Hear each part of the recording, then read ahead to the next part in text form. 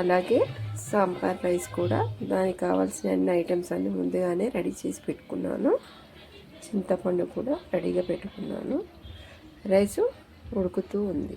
ఇప్పుడు సాంబార్ రైస్కి కావాల్సినవి ఒక్కొక్కటిగా వేసుకుందాం. ముందుగా ఆవాలు,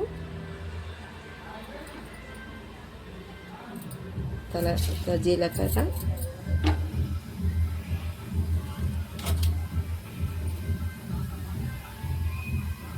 కొంచెం చిటపటలు ఆడే వరకు పెట్టేసి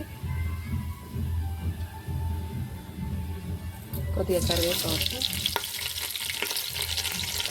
పచ్చిమిర్చి,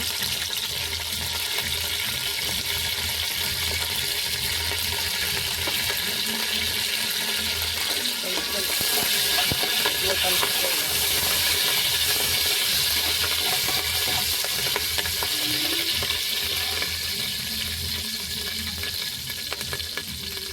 తర్వాత సాంబార్ ఇలా పెద్దగా ఉంటేనే బాగుంటుంది. ఉల్లిపాయ ముక్కలు,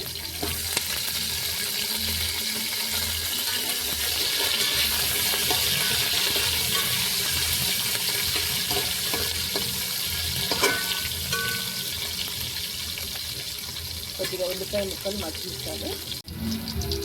ఉల్లిపాయ మగ్గిన తర్వాత కొంచెం వెల్లుల్లి రెబ్బలు, క్యాప్సికమ్, బెండకాయ,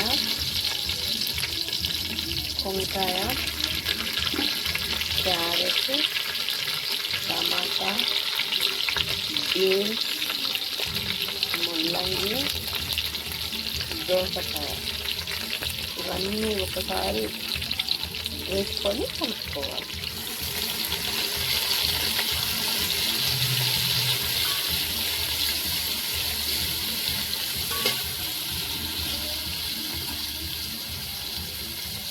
ఒకసారి ఇవన్నీ కలియబెట్టుకొని తగినంత కొత్తిమీర, ముక్కలకు సరిపడా ఉప్పు, మళ్ళీ రైస్లోకి తీసుకొని తక్కువ పడితే వేసుకోవచ్చు. తొందరపడి వేసుకున్నాం అనుకోండి ప్రాబ్లం అయిపోతుంది. నేను అన్నం ఉడికించేటప్పుడు దాంట్లో పసుపు వేయలేదు, అందుకే దీంట్లోనే వేసుకున్నాను.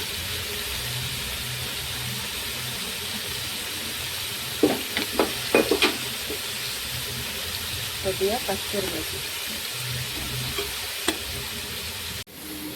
చూడండి, అన్ని కలర్స్ కలిపి ఎంత బాగా కనబడుతున్నాయో. ఈరోజు భోగి కదా, అన్నీ కలిపి వండుకోవాలనేసి ఇలా సాంబార్ రైస్ చేసుకుంటే బాగుంటుందని చేశాను. టేస్ట్ కూడా అంత బాగుంటుంది. ముక్కలన్నీ మగ్గిపోయాయండి. ఇప్పుడు చింతపండు పులుసుని పోసేద్దాం.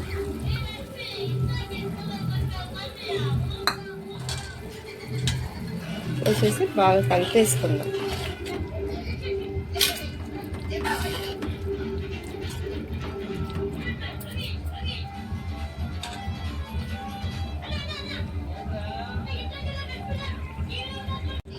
కొద్దిగా వాటర్ కూడా యాడ్ చేసి పులుసు కొద్దిగా మరిగిన తర్వాత మనం ఉడికించుకున్న పప్పు అన్నాన్ని వేసేసుకుందాం. ఇంగువ యాడ్ చేసుకోవాలండి. ఇంగువ యాడ్ చేసుకున్న తర్వాత సాంబార్ పొడిని యాడ్ చేసుకోవాలండి. సాంబార్ రైస్లో మెయిన్గా సాంబార్ పొడేనండి, దాంతో టేస్ట్ బాగుంటుంది. వేసి ఒకసారి కలిపేసుకుందాం.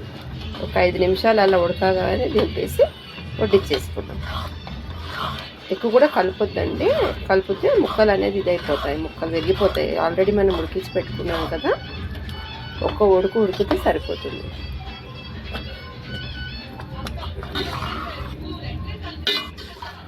చూడండి ఎంత కలర్ఫుల్గా ఉందో.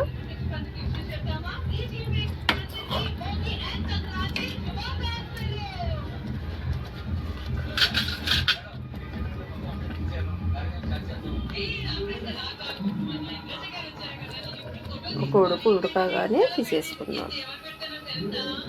తీసుకొని వడ్డించేసుకుందాం. అయిపోయిందండి. స్టవ్ కట్టేసుకున్నాను. దించిన తర్వాత కొద్దిగా నెయ్యి యాడ్ చేసుకుంటే కొంచెం డిఫరెంట్ టేస్ట్ వస్తుందండి, బాగుంటుంది.